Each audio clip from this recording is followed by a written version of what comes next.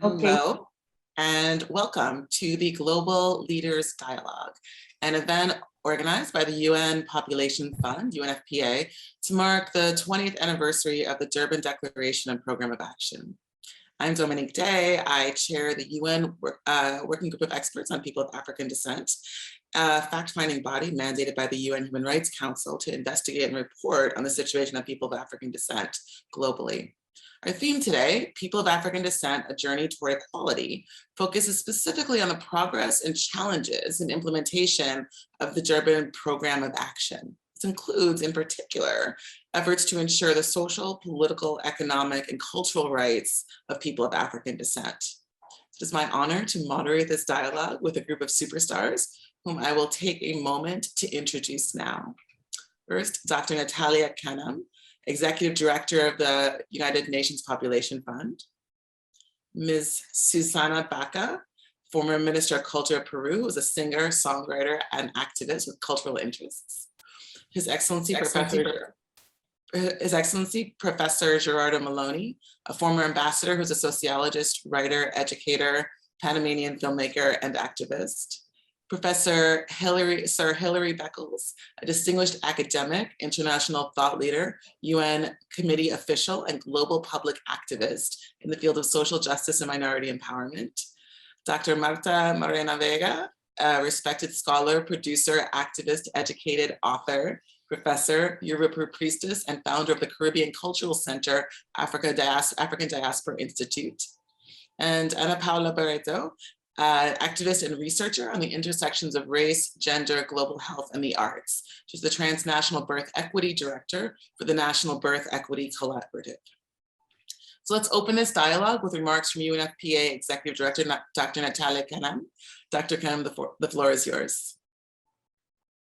Thank you very much indeed. Thank you so much, Dominique, for the introduction and also for the work that you are doing towards equality. I'd also like to thank everyone who's joining us, especially online, virtually. This dialogue promises to be very exciting. And I'm very happy to be here among the esteemed panelists. This is a conversation that is timely. It's a conversation that is much needed. And the road ahead must lead to a world that is more just, more equitable. That is the future we all want for people of African descent. I extend a special welcome to the esteemed panelists. Very proud to have Vice Chancellor Sir Hilary, Professor Maloney, Dr. Marta Vega, Ana Paola Barretto, and of course, Susana Baca, who has been a keeper of the flame of Afro-descendiente musical traditions. Really delighted to be here with all of you.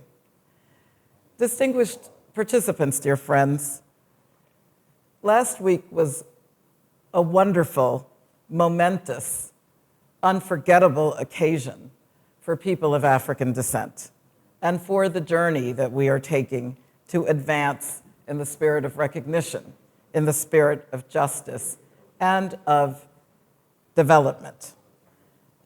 What I saw was that spirit unwavering during the first ever International Day for People of African Descent, which I celebrated in Costa Rica, where we honored the extraordinary cultural contributions of the African diaspora and reinforced the urgent need to take action to end racism, to end marginalization, and the systemic discrimination of people of African descent.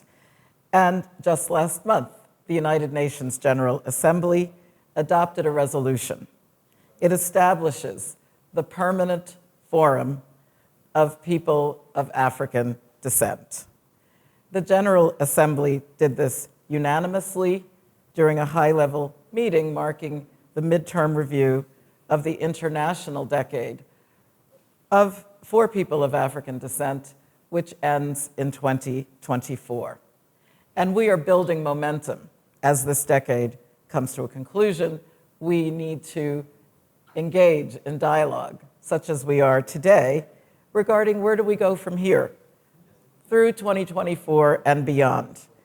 How do we move from words on the page towards action, action that's accelerated, and how do we harness our collective efforts and gather others to join us as we deliver the future we want? So this dialogue is going to explore these questions. We're going to examine our progress, but also take stock of what needs to be done towards full implementation of the Durban Declaration and Program of Action that was adopted 20 years ago at the landmark World Conference Against Racism in Durban, South Africa. So I'm looking forward to hearing your ideas, your thoughts, your contributions, as together we continue a collective quest for justice, for equality, for dignity, for our communities, ensuring that no one is left behind once and for all. Thank you so much, Dominique, and back to you. Thank you, everyone. Thank you, Dr. Kinem, and for setting the stage for this conversation. And thank you also for your important work. So we're now going to dive into our moderated dialogue. Each member of the panel will have 6 minutes to answer a question, and we'll ask panelists to please stay within your allotted time to give everyone the chance to have meaningful participation, and so we can get to a second round. So Dr. Beckles, we will start with you. 20 years ago, Professor Beckles, the Durban Declaration requested states to invest in communities of African descent. Among other sectors, it included education.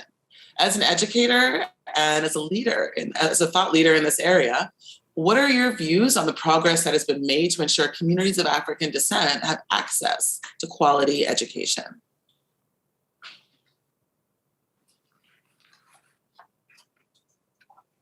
You're still on mute, Dr. Beckles.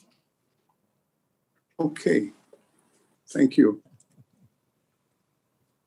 Yes, thank you, Dominique. Thank you, all colleagues.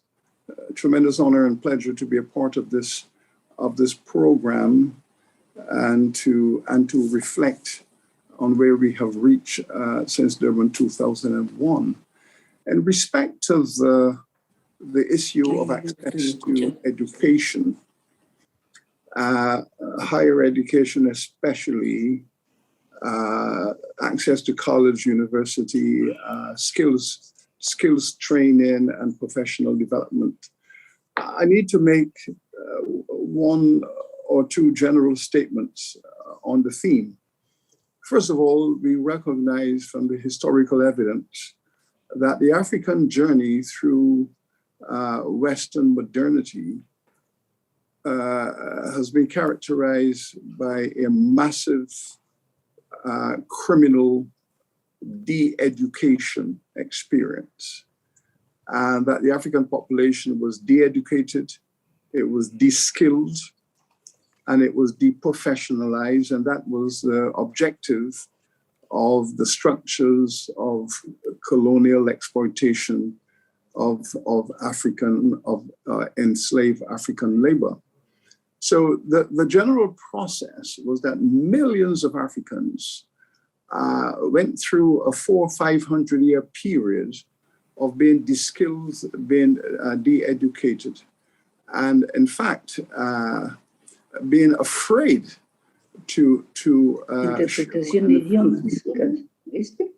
for education, because mass illiteracy in the various languages of the colonizers was the projected policy norm. So Africans were not expected to demonstrate literacy, numeracy, or to show intellectual proclivity. And all of those were very dangerous indeed from the point of view of such an African being seen as part of a resistance strategy. So Africans, therefore, were placed in this long intergenerational process of being placed in a context where to express intellectual capacity was dangerous. It was criminalized, and therefore Black people generally were detached from the educational structures and systems. And thus we we have this massive problem at the moment with the state of condition in respect to access to education by Black people across the Atlantic world.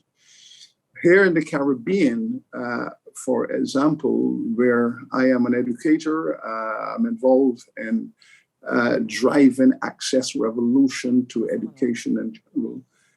The Black people in the Caribbean, within the context of the hemisphere, we have the lowest enrollment in higher education. So if you take Alaska to Argentina, the entire hemisphere, and we look at where this region is with a massive 80% African descendant population, this group of people within the age cohort 18 to 30, which is the younger generation, the young people have the lowest enrollment in higher education in the entire hemisphere. And we're speaking about young Black people.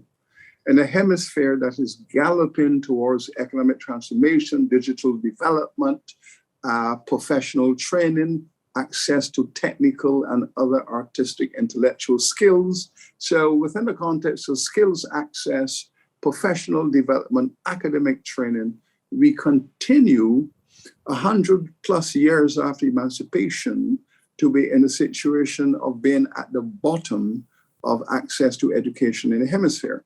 Now, I am sure that in the US context, in the South, in those post-plantation economies, Mississippi, Alabama, Georgia, and so on, I'm sure the data would give us the same circumstance, as the data would point to the same situation in Brazil and other parts of Latin America, Colombia, and so on. So in the Atlantic world, Black people are generally outside of the mainstream, detached from access to education, professional development, and skills training, despite intergenerational development since emancipation. So this was a problem that was discussed at Durban.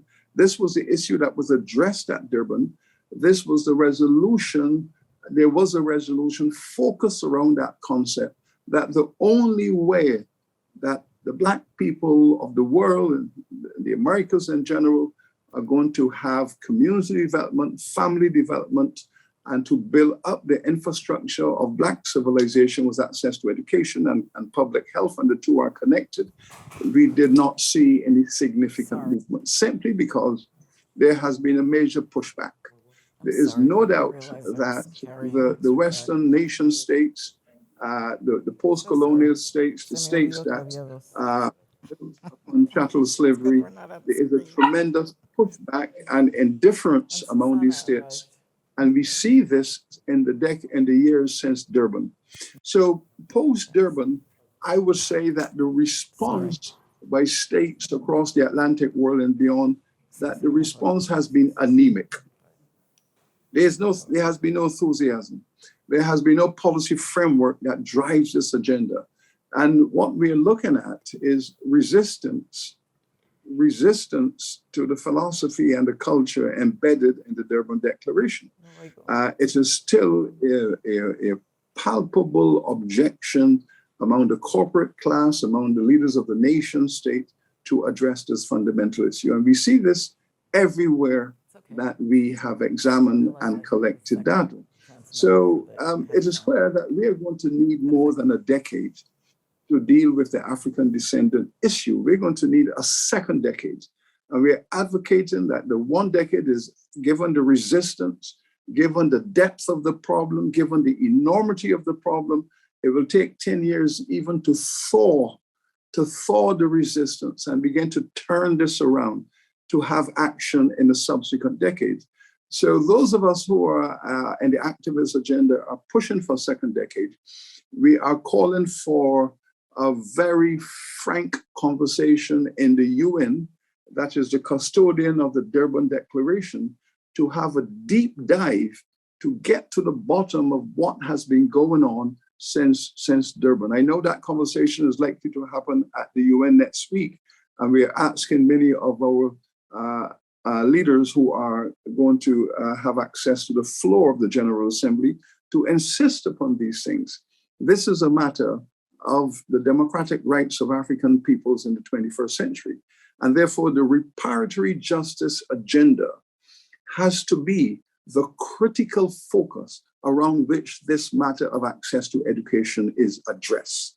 It has to be placed at the center of a reparatory justice framework, that this is about reparations, access to development, community development, intergenerational development, access to assets of wealth, to end the plunder, to repair the plunder that has been taken out of the community so that communities can also self-repair. So all of this is an integrated dialogue, and at the heart of it is access to education and good public health care. The two cannot be separated. One leads to another. If you are not properly educated, you would not understand the need to take care of public health.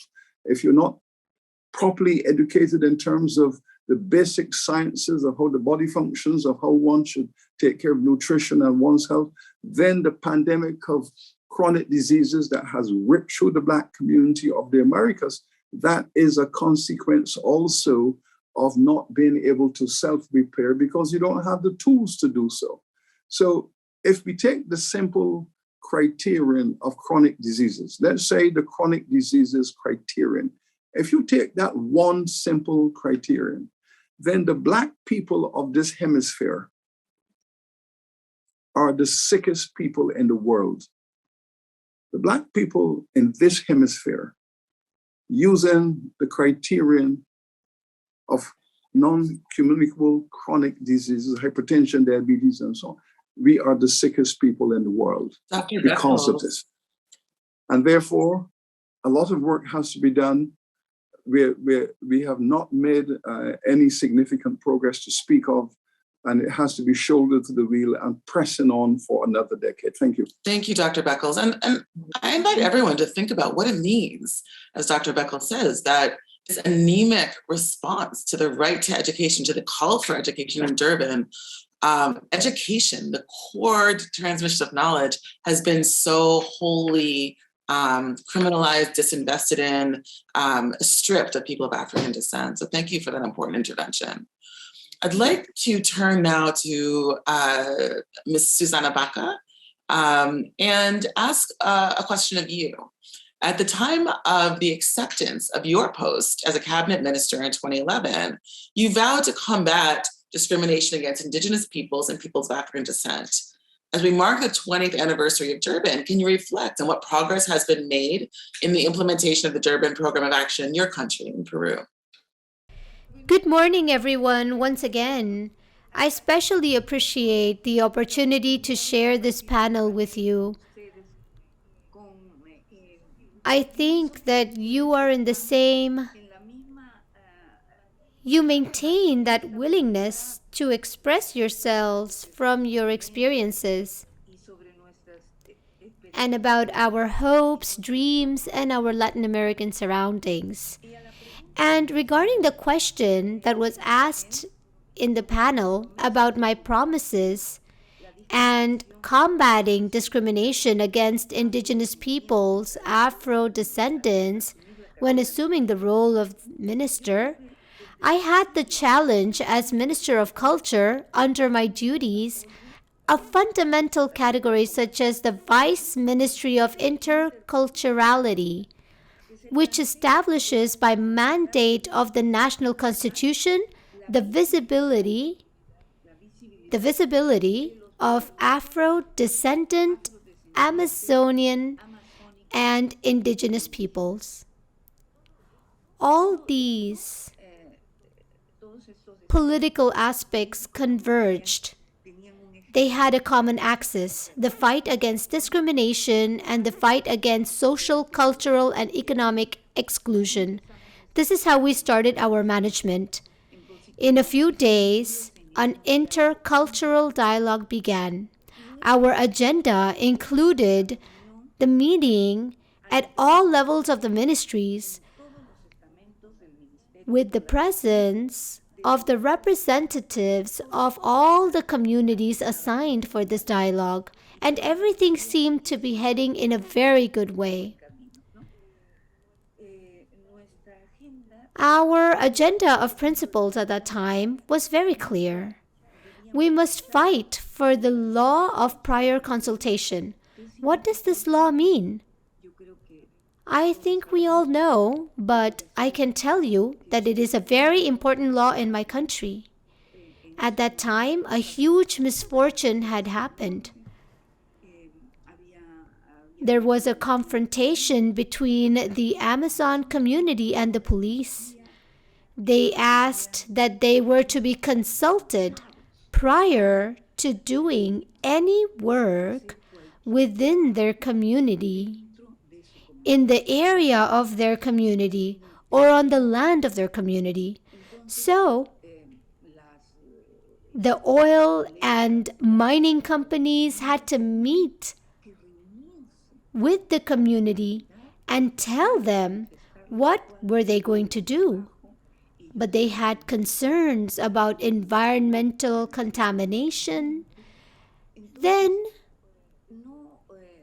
the central government issued 2 decrees, and that was it. People got very upset.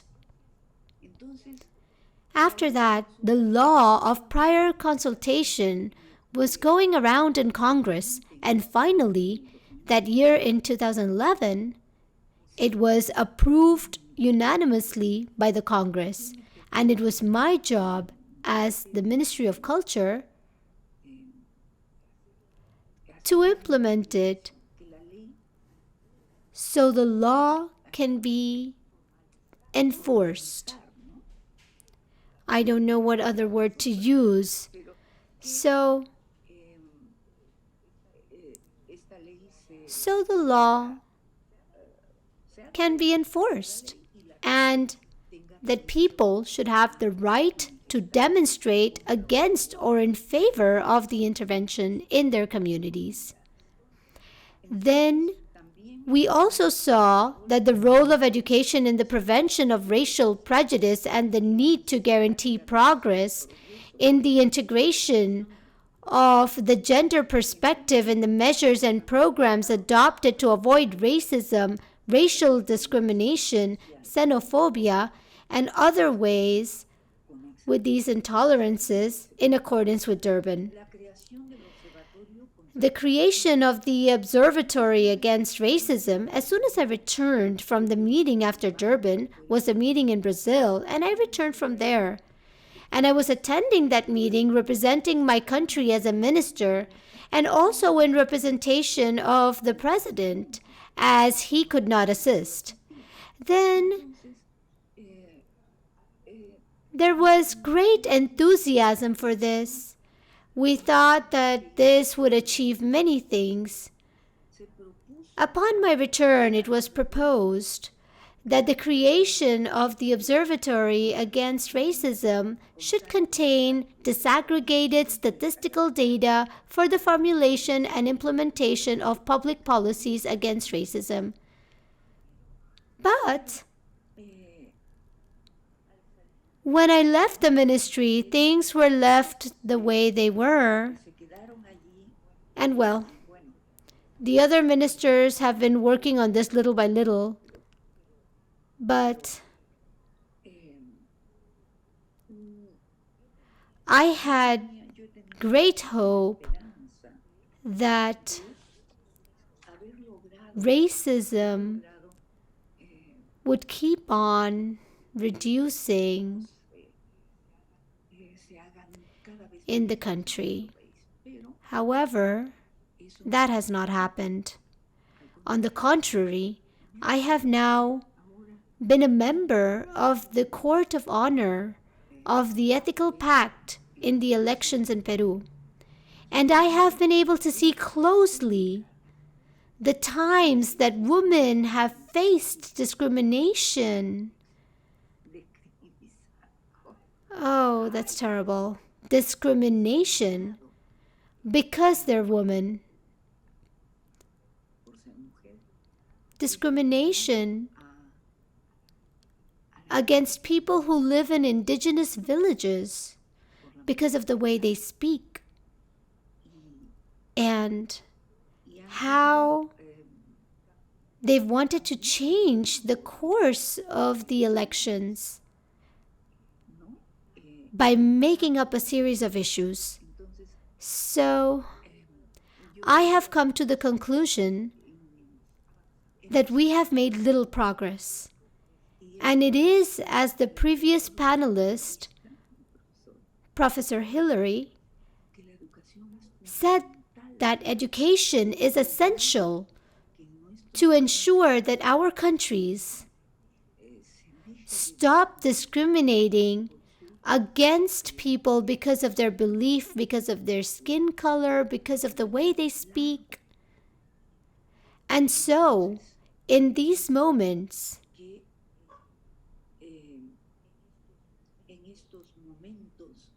in these times of the pandemic, it requires expanding our mission, and that the struggles for equality and the search for absolute politics, intolerance, or racism must expand its gaze to fight against the lack of solidarity of the developed cities compared to the undeveloped or less developed ones.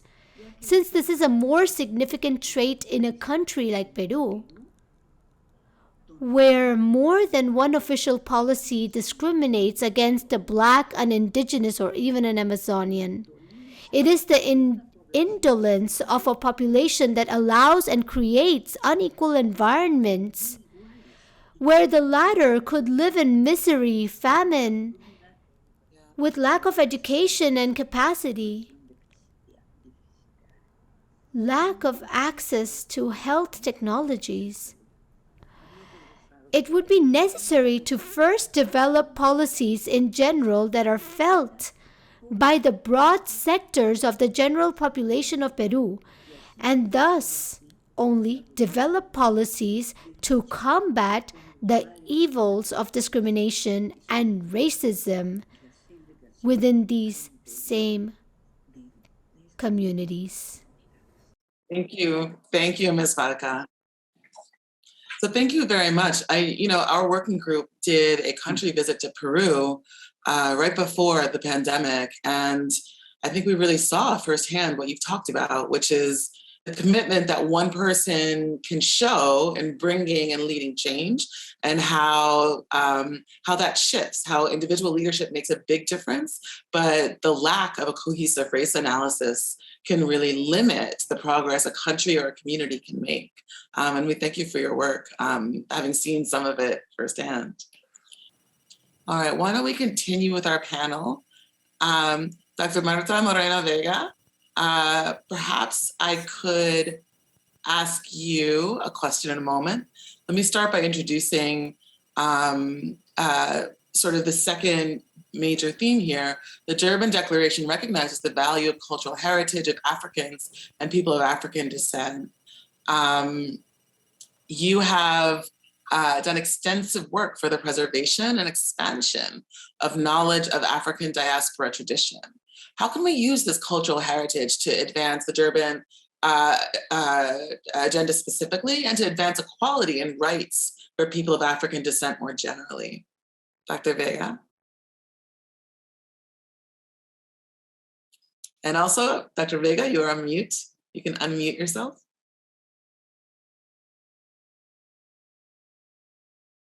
Or perhaps the moderator can help and unmute Dr. Vega. I think I did it. Buenos días, good day. I speak to you from Puerto Rico, a colony of the United States. I think that I would like to address some of the points made, so I can then address what the question is. I think that one of the assumptions that we make is that education was created to educate us.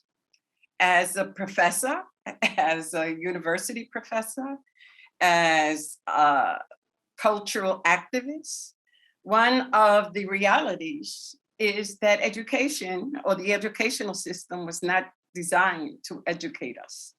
As Sir Beckles said, we have been through a process of miseducation and de-education. So that if we're going to speak about change, we have to speak about systemic process of building, Europeans building institutions to maintain white supremacy, to maintain privilege. And the question becomes, what institutions are we building in the process to assure that we can pass on the cultural intelligences that our people have brought? And how then does that influence our seeing ourselves differently, our being able to structure different strategies that will empower us? We have to understand, like in the United States and throughout the world, eugenics, a science was developed to prove that we are not intelligent. And that premise and that thinking still exists. If we look at the recent happenings within the United States, the suppression of the vote, the suppression of education, critical race theory, teaching of history of our people, in 2021 is an absolute crime. So that when we speak about education, we have to be clear as to what education are we speaking about? Do we control it? What education do we control for our young adults, so that they can see themselves differently, identify their intelligence and their right to being human? So the process of culture is critical, and we can't put it aside as a thing. The way we see ourselves, the way we understand the food that we eat, the way that we understand the intelligence that our people have brought and continue to practice, almost invisible to some of us, right? And I've been privileged, and I say I've been privileged because growing up in East Harlem, my parents coming from Puerto Rico, a colony, insisted that I was beautiful and Black. And in that process, insisted that I travel. So the opportunity to travel to Africa, to see ourselves in Trinidad, to see ourselves in Brazil, to see ourselves in Santo Domingo, Cuba, Puerto Rico, Jamaica, and I could go on. You see a continuity of aesthetics, you see a continuity of aesthetic thought, you see a continuity of intelligence in terms of how you use nature to heal. Because we all come from tropical countries, from countries where the earth has nourished us. And in the process, we have to understand, as I said before, and I think that we have to put that at the center of our discussion, the institutions that have been developed to keep us marginalized, to keep us from gaining the wealth that we worked for under enforced labor for European colonial powers. And that is still a process in 2021, because where we were outlawed from owning land in Brazil, where we were outlawed from owning land in Puerto Rico and in Cuba, right? Now in the United States, for example, redlining doesn't allow you to gain wealth with the purchases that you have. Because if you buy a home in a community, automatically the value of the properties go down. So that there is a system in place that we have to call out. We have to call out colonialism and the ravages of colonialism and white supremacy. We have to call out the miseducation of our young, the purposeful miseducation of our young. Once I understood that process, being a public school teacher, have been intentional in building community-based cultural organizations, because we have to start somewhere. I don't stop being a professor, but I also understand that we have to develop those sacred spaces, those safe spaces that teach our own, that nourish our own, that say to our young, you are powerful and beautiful, that say to our young, you are intelligent. And if we don't do that, who will? Thank you, Dr. I can't argue that white supremacy continues to want its power, but I have to argue that we need to gain our power. And I'm not sure that it's within those systems that purposely were built to keep us poor and on the margins. Thank you. So that Dr. we have to Vega. rethink how we think. Yeah. And part of that process, and I'll close with that, and part of that process is that we have maintained sacred thought. And if you go to Trinidad, you go to Brazil, you go to Jamaica, you go to Santo Domingo, invisible to the general public are traditions that maintain that intelligence, that maintain that way of thinking, of building community, of sustaining community, and using nature as healing powers. So how is it that we don't incorporate that into strategy for liberation? Thank you. Thank you, Dr. Vega. And it's always such a pleasure to be on a panel with you, because I think your work really exposing and dismantling and offering new imaginations around the systems of our lives is so important and so foundational. And you do it in community. So thank you for your work. For the opportunity. So I think we have Professor Maloney now. If just to remind everybody, we've been talking with Professor Maloney about the underrepresentation or absence of people of African descent from decision-making spaces, including the decisions that structure our lives. And Professor Maloney, please help us understand what measures can be taken by government to ensure full and meaningful participation of people of African descent. Professor Maloney. Well, I would like, first of all, to place myself onto this whole process, to be able to compare and make an evaluation of the evolution of the movement from the commitment of the Durban Declaration and the Plan of Action. My reference are the decades of the 70s and 80s in America, when the Congress of Black Cultures occurred in America, the first one by Manuel Zapata Oliveira, who retook the effectiveness of the Congress and the global vision of Marcos Galvez. During that decade, Zapata restarted this process, and the first Congress of Black Cultures in the Americas was held in Cali. Then in 1980, it was held in Panama, and in 1983, it was held in Brazil. And for the first time, we would say that we met with intellectuals, writers, researchers, the most prominent on the continent at that time. I'm talking about Rex Nettleford from Jamaica, Edward Camus Brathwaite. I'm talking about John Casimir from Haiti. I'm talking about Nicomedo and Victoria Santa Cruz from Peru. I'm talking about Robert Allen and Robert Hill from the United States, of Nelson Estupiñán Vaz and Salomon Chala from Ecuador, of Olala Bernard from Costa Rica, Armando Crisanto Melendez from Honduras, Armando Entralgo from Cuba, Bryce Laporte from the United States, Panamanian.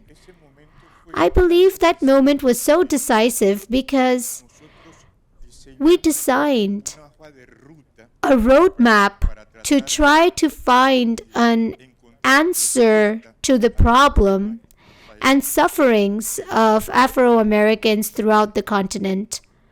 Obviously, for us, the actors in the process, when the Durban Conference was approved and held, the impact was great because we realized that states around the world had made a commitment to formally join a struggle that had been the guiding principle of life for many of us. So,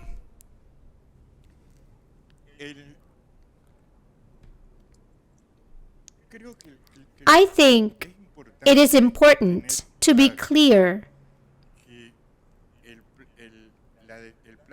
that the Durban Plan of Action, despite of establishing economic, social, political, and cultural commitments, these commitments have not reached the expected levels.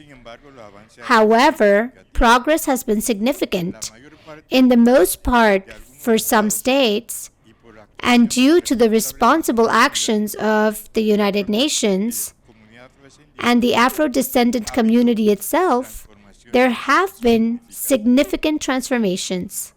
For example, because of Durban, there are states where institutional spaces within the state have been achieved by law, such as Brazil, Ecuador, Panama, Costa Rica, and Colombia.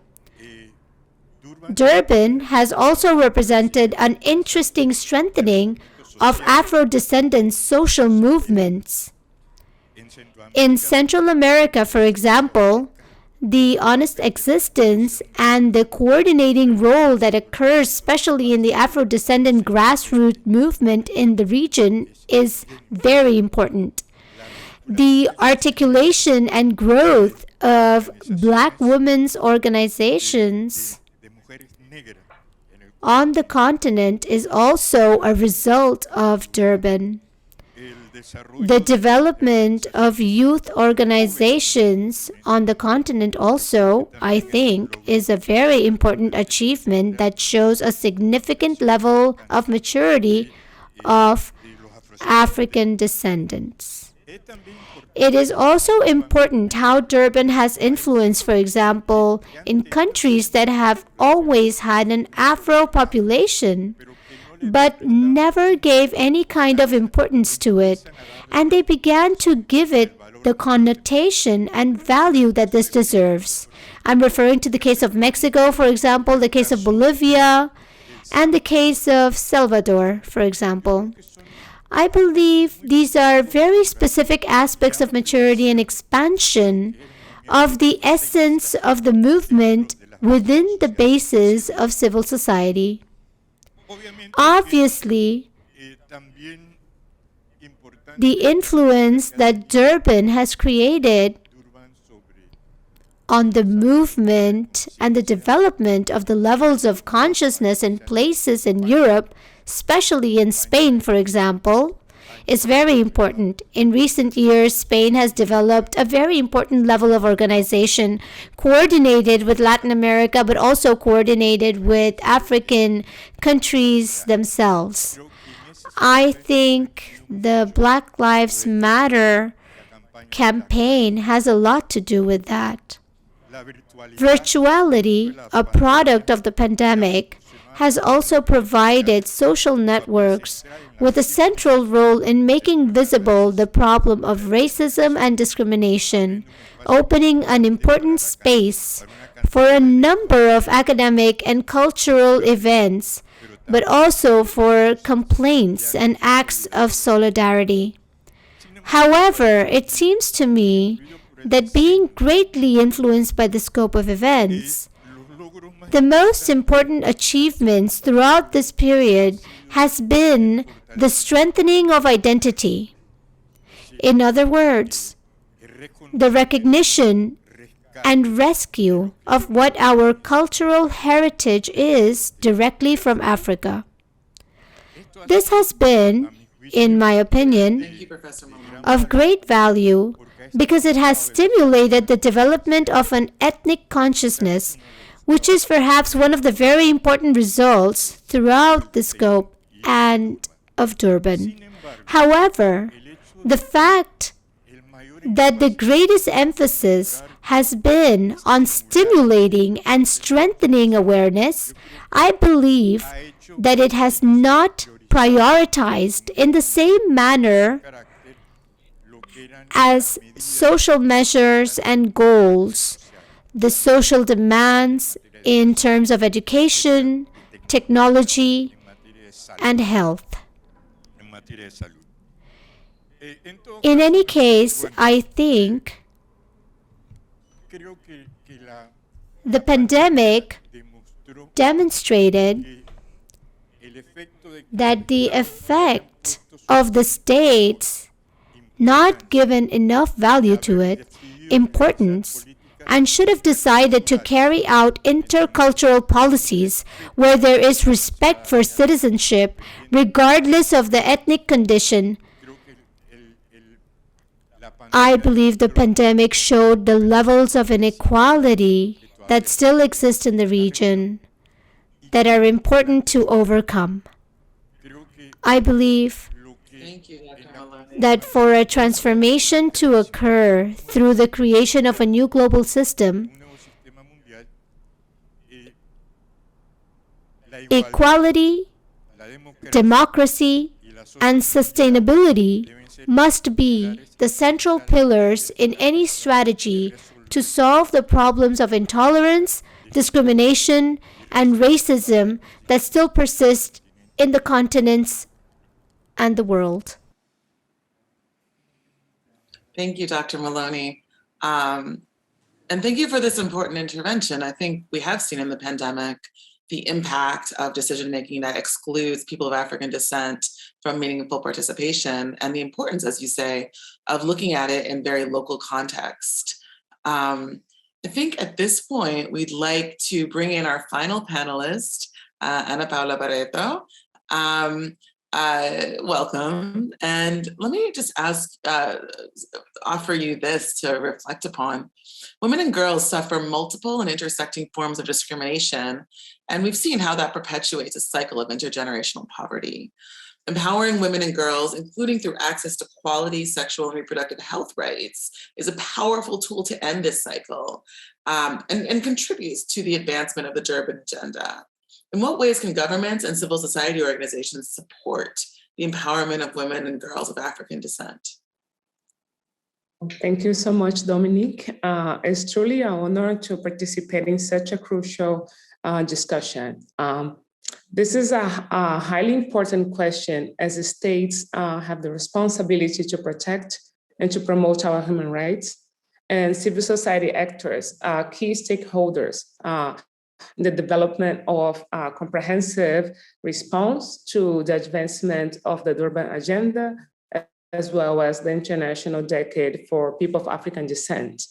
And I would like to share a couple of comments regarding to this point. In my opinion, the collection of disaggregated data is key when we are thinking about the different oppressions and the multiple and intersection forms of inequalities and discriminations that women and girls face.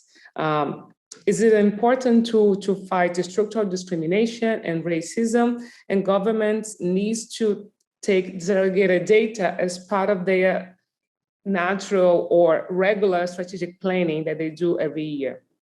By promoting a national and a local strategic planning that adds disaggregated data, states are making what is invisible visible. And we all know the impacts of racism globally. However, when we are looking at disaggregated data, we can see how deep and how cruel the systems of oppressions are, and how they affect the daily lives of our people every day.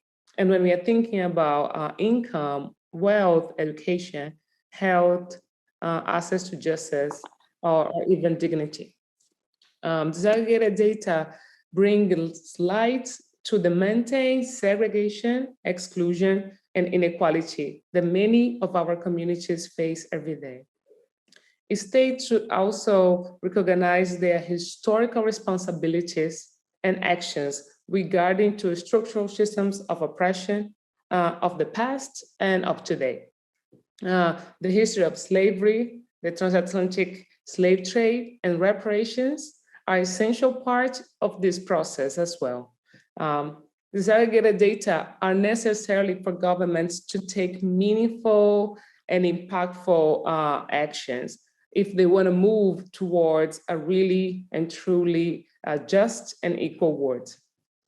We also, disaggregated data helps to governments to achieve the sustainable development goals, that, and when we are also thinking about situations that go beyond the material conditions, we also need to recognize the many and diverse contributions of people of African descent to societies around the world.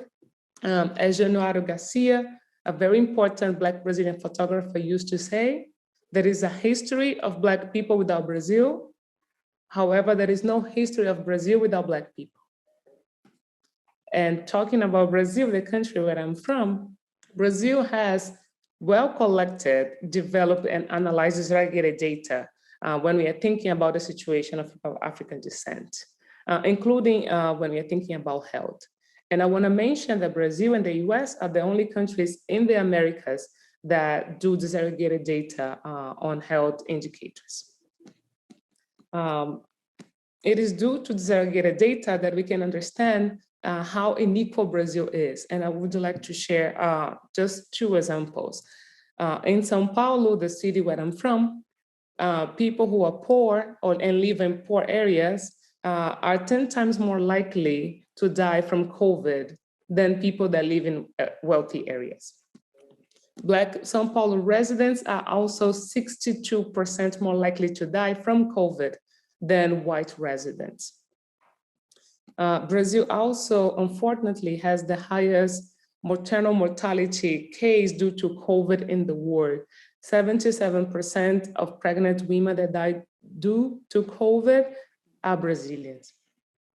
I also would like to share some important disaggregated data when we are thinking about the different violence that women and girls face. When we are thinking about reproductive justice and sexual and reproductive rights, we also need to think about sexual violence, but also political violence, as well as economic violence that women and girls face, including, I want to share, when we are thinking about police brutality. Brazil today has more than 20 million COVID cases, and unfortunately, we are reaching about 100,000 people that die. However, police brutality persists and actually increased during the COVID times. And I want to share my last data that says that according to the Fogo Cruzado platform, since 2017, only the Rio police, not only the national police as a whole, but in one city of Brazil, more than 700 women, including 15 pregnant women, were killed by the Rio police. And here, I would like to mention the name of Kathleen Romeo. She was 24 years old. She was going to visit her grandmother when she got shot in Rio, which promoted a series of national protests around the country. And to finalize my comment, I also would like to mention that children, especially girls, also suffer from police brutality. Between 2017 and 2019, the Brazilian police killed more than 2,000 children, including several little girls and babies. And this is also part of the reproductive justice framework. To finalize, I would like to say the name of 3 little girls that were killed by the Brazilian police when they were playing in front of their house. Jennifer Gomes, 11 years old, Agatha Vitória, 8 years old, Kathleen de Oliveira Gomes, 5 years old. Thank you so much. Ana Paula, thank you so much for this important contribution. I think we are in a space where we make assumptions about universality. I have been hearing for 1.5 years now how COVID affects everybody, how it affects people equally. And we hear it despite clear data that shows racial disparities, despite clear data that's showing the accompaniment of police brutality with, against some of the people at the highest risks for COVID. And we've seen, as you're saying, this tragic and unforgivable impact to children. So I appreciate your focus on data in this context, because it doesn't always seem like it pulls at your heart, but it's the only way that we are seen in some of these spaces. We have actually now a short statement from Dr. Carl Austin, a faith leader who defends human rights. Dr. Austin is the co-founder of the Human Reproduction Research Center of Vargas Memorial Institute for Health Studies in Panama. Let's take a look at Dr. Austin's statement, and then we'll move into our poem that we talked about earlier. I'm Dr. Carl L. Austin, a reproductive endocrinologist, obstetrician, gynecologist. There are 3 fundamental points that I would like to emphasize. There has been a lot of documentation about the situation and status of migrants. This persists today, and perhaps even worse. There is a concept about in-person education. Although the pandemic did not exist at that time, there was a vision of presenting the points related to these. And then there are aspects related to slavery, human trafficking, the situation with sex trade that still persists despite the years that have passed since this report to this day.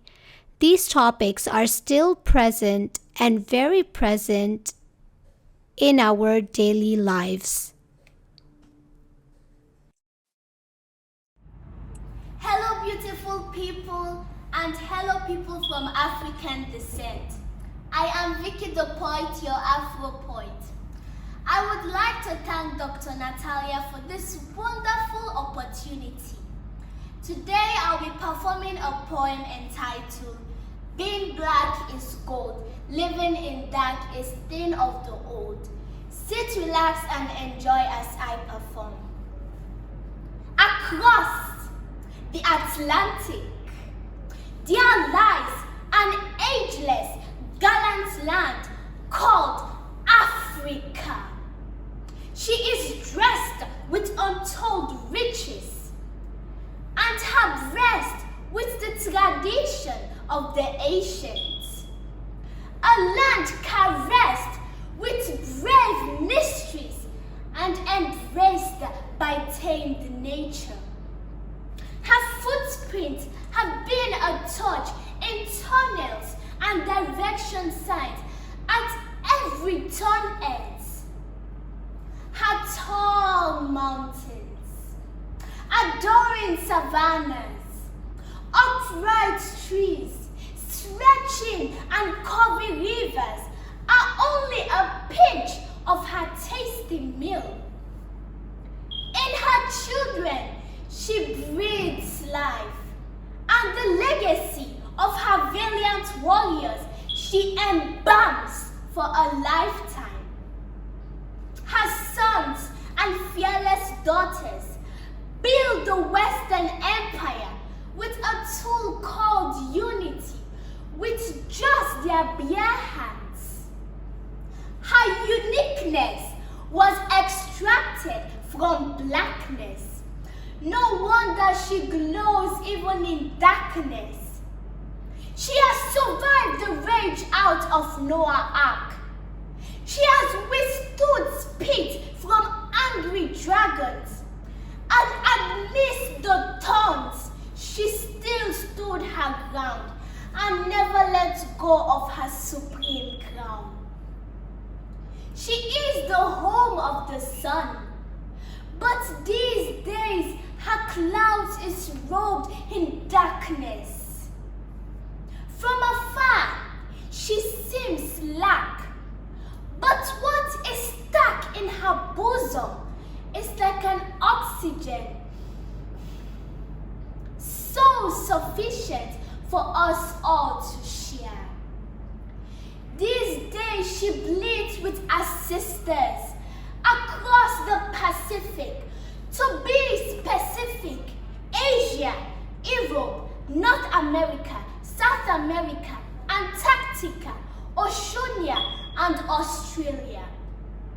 They cried endlessly because they have been tied with indestructible rope by their sons and daughters.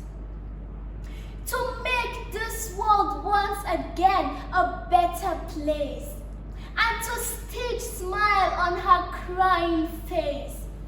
Let us turn our back to this world that has strange unity over entity. A world that chooses colors over hearts. A world that has no value for nature.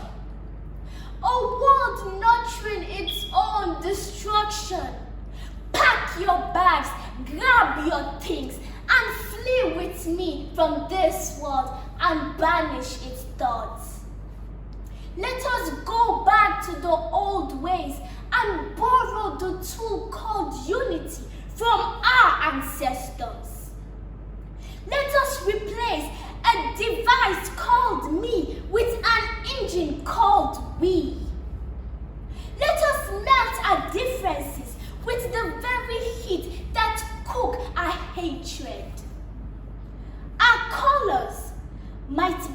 different, but our hearts beat the same.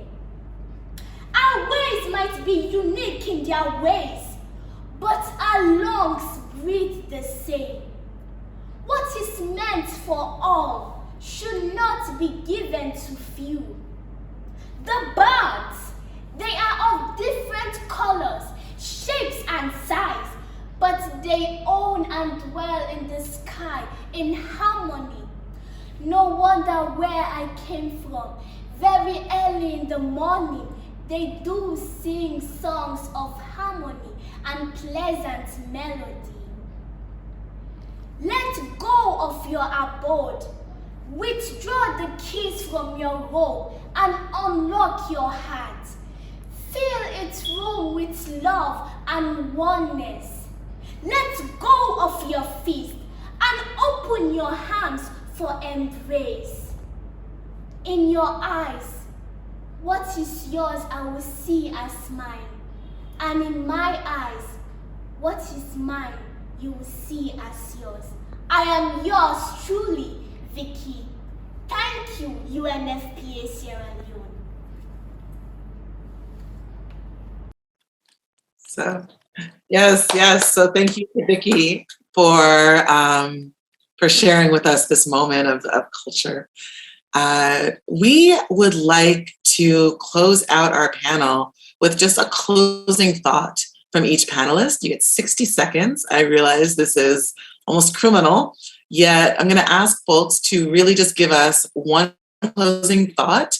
And as we move to the final closing sessions, we'll start with Paola Barretto. Anna? That's so difficult to start. All right, thank you. Well, first I would like to thank for this opportunity. I really want to say that when we are thinking about people of African descent and structural forms of oppression, we cannot put ourselves in boxes. So we need to think beyond the boxes. And when we're thinking about reproductive justice, everything is about reproductive justice. So police violence, sexual violence, political violence, that's all connected. And I really would like to see us moving to this framework. Thank you. Thank you. Dr. Marta Moreno Vega?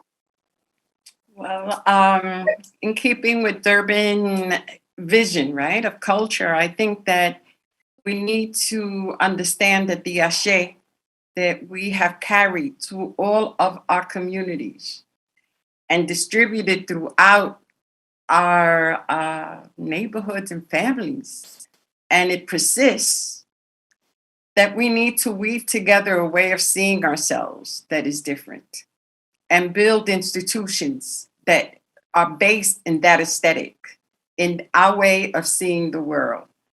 It doesn't mean we give up our jobs someplace else because we all need to survive.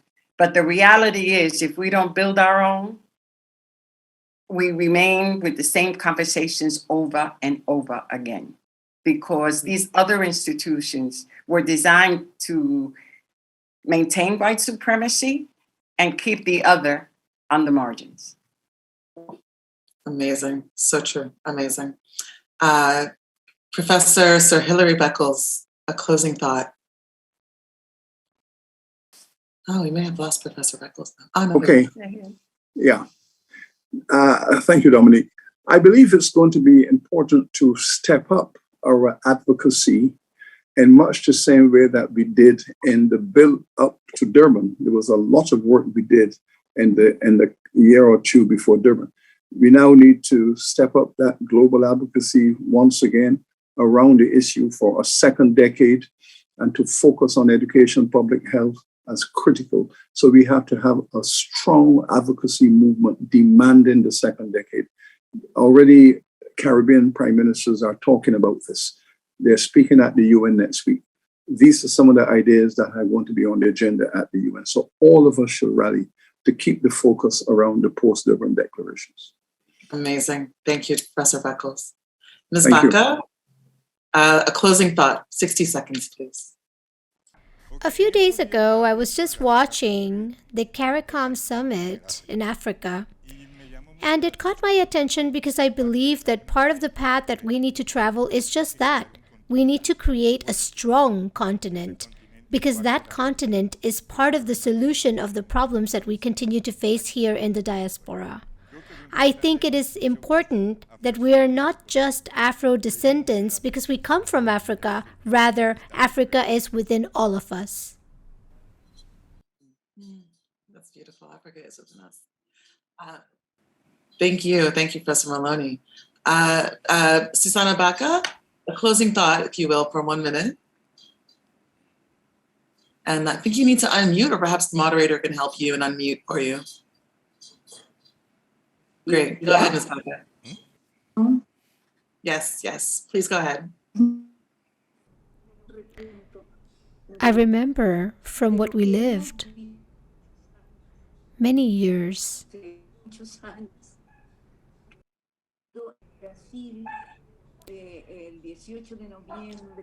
November 18, 2001. No, 2011, I'm sorry. So we continued down that path and we persisted, all of us, all the Afro-descendant and diaspora leaders, all of us, we all defended our identity, our diversity, because here in Peru we have mixed tremendously with the Chinese, the indigenous people, among Afro-descendants. So there is a tremendous diversity, which is a richness. And this richness is present in all of our manifestations, in our artistic manifestations, in transmitting culture to the world. And it also makes us a difficult country, difficult. And we go through very strong political crises, like the last one we have experienced, where we saw discrimination against women, against indigenous people, against Amazonians, against Afro-descendants, against those different beliefs every single day. And then we continue fighting in my world until our last breath that we may have. Thank you very much. Thank you, Ms. Baca, very much. There is so much strength in our diversity, and also it is such a space to keep negotiating. I'd like to thank you all for this important conversation. We would ask Dr. Khanam for some closing remarks to really round out this important dialogue. Dr. Khanam, if you're there, please do take the floor.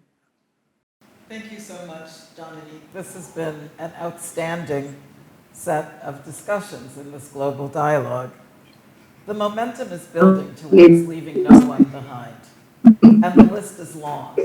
And Afro-descendientes are on that list, strategizing with others.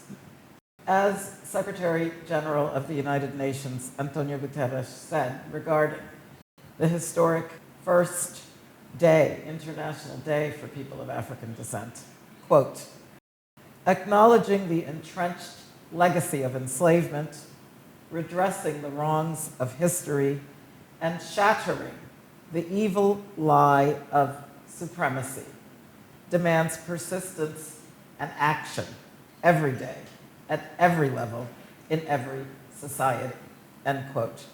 So as we reflect and as we mark the 20th anniversary of the Durban Declaration and Program of Action, it is clear that we've had successes. But we also have to thank those of you who persevere in the understanding that we can never lose sight of the injustice and the suffering that still exists for many people of African descent across the globe.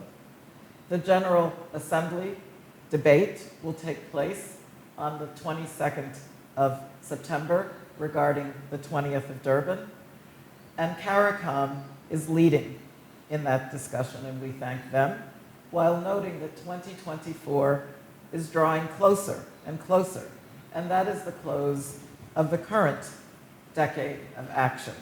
So now that the Permanent Forum of People of African Descent has been established unanimously, we must also acknowledge that continuing the push for collective investments in those programs, in those policies, in that legislation that will advance the rights of people of African descent is of eminent and imminent importance, especially as we demand equal treatment during a pandemic, whereas we've heard repeatedly people of African descent have suffered disproportionately.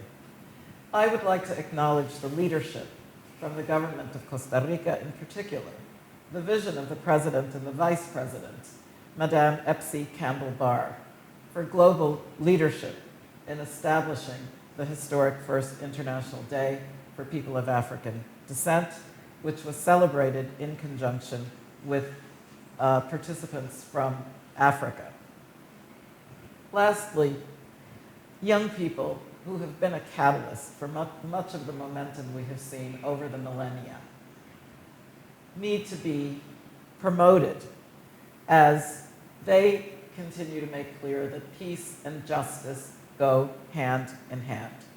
I must also acknowledge and praise the valiant leadership of those warrior women who have kept racial and reproductive justice high on our agenda.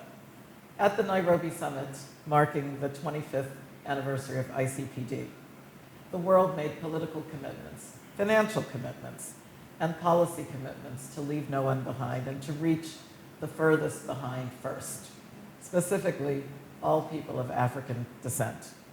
And I believe that while we move forward, the intersecting forms of discrimination that continue to endanger lives and livelihood speak to a moment where we have to continue to galvanize action, where we need to continue to go together with people of African descent, indigenous peoples, migrants, people living with disabilities, people living with HIV and AIDS, and especially women, girls, and young people to see a successful close to this urgent priority to assure that people of African descent will lead rather than being left behind. Thank you very much. Thank you, Dr. Kanam, for this important wrap-up that you've given us. So as we close out and sort of bask in the words of our panelists and of Natalia Kanam, I'm going to invite you to watch a short documentary. It's just about 5 minutes, entitled Back to Our Roots, followed by a musical performance of the same name. It's set in the paradise of Cauita on the Caribbean coast of Costa Rica, and it tells how Calypso music became the voice of a growing people as a symbol of protest and struggle. The song, performed by the group Calypso Kawe from Costa Rica, it's written by Danny Williams, and it speaks of the importance of recovering our roots, our cultures, and our traditions, and keeping the memories of our ancestors alive. So thank you all for joining us today.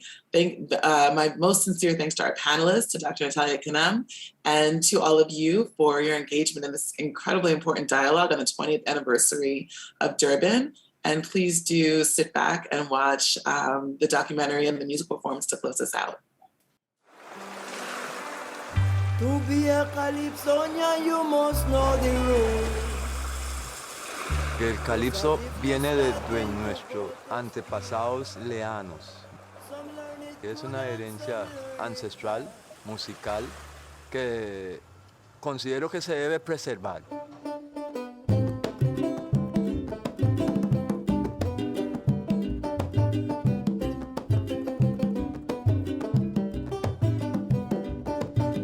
Cuando hablamos del calipso, estamos hablando de mi historia. El calipso es la historia de un pueblo que vino creciendo. Entonces, muchas veces cuando uno quiere saber de su historia, lo único que tiene que hacer es sentarse a escuchar música. En nuestro caso, el calipso.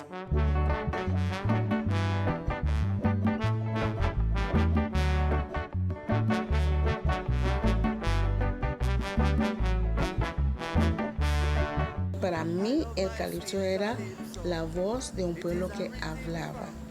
Era una protesta, era como alzar la voz de lo que estaba pasando realmente.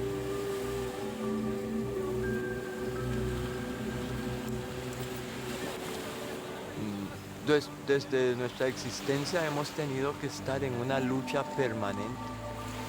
Número 1, la esclavitud. Número 2, la discriminación. Los afro o los negros han sido minoría tanto en la educación, en las oportunidades. Entonces debe ser una lucha constante. Claro, el racismo todavía está. La falta de acceso, las desigualdades, todo eso está y van a seguir persistiendo. Entonces, muchas veces para nosotros poder obtener lo que necesitamos, hay que alzar la voz. Y es muy necesario que las personas afrodescendientes lo hagan, pues es la forma en la que podemos lograr nuestra libertad. Es que antes de hablar de afrodescendientes, hablamos de seres humanos. Porque todos somos seres humanos y lo que tratamos de hacer con esto es que no haya división por el color de mi piel, sino que todos somos hijos de un Dios. Soy felizmente una joven afrocostarricense y saber que llevo mi país en mi corazón, en mi mente y en mi lucha. Y decir que soy afrocostarricense me llena de orgullo. Yo celebro estas fechas con amor, con gritos, con cantos, porque es un día que me representa, es un día que representa a mi pueblo, es un día que representa mi lucha y mi libertad.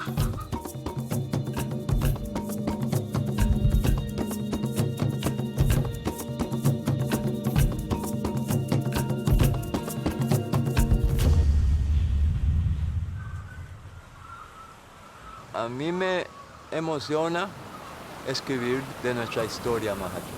Y siento que la unión es parte de cualquier ser humano que quiere avanzar hacia lo positivo. My people, our people, get back to our roots. We have to unite because it's the only way we can win the fight. Entonces, cuando se habla de unite, de unirnos, es por luchar por nuestros derechos en un buen sentido de la palabra. No vamos a hacer guerra, no vamos a pelear, y siempre con cosas positivas, con ritmos alegres, porque sentimos que la música alegra el alma. Sentimos que el calipso está con su efervescencia y necesitamos ese empujón para mantenerlo con vida, y así vamos a tener viva la memoria de nuestros antepasados.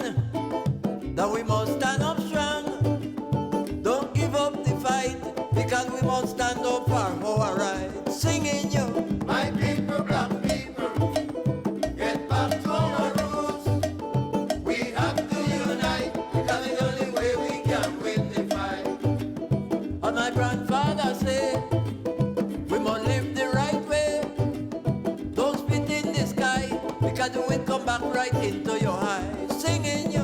My people, black people, get back to our roots. We have to unite because it's the only way we can win the fight. We're losing our language, we're losing our food, we're losing our culture, we're turning back like stiff-necked. Singing you, my people, black people, tell me, get back to our roots, our roots. We have to unite because it's the only way we can win the fight. My people, black people, get back to our roots. We have to unite because it's the only way we can win the fight.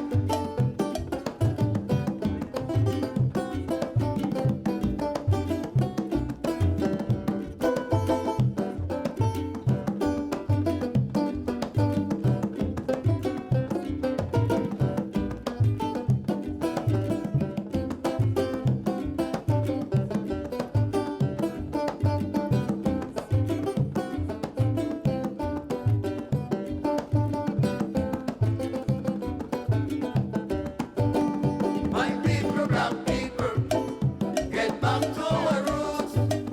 We have to unite because it's the only way we can win the fight. We must understand that we must stand up strong. Don't give up the fight because we must stand up for our rights. Singing you, my people, black people, tell me, get back to our roots, our roots. We have to unite because it's the only way we can win the fight. And my grandfather said, we must live the right way. Don't spit in the sky because it will come back right into your eyes. Singing you, my people, black people, tell me, get back to our roots, our roots. We have to unite because it's the only way we can win the fight. We're losing our language, we're losing our food, we're losing our culture, we're turning back like stiff-necked. Singing you, my people, black people, tell me, get back to our roots, our roots. We have to unite because it's the only way we can win the fight. My people, black people, get back to our roots. We have to unite because it's the only way we can win the fight.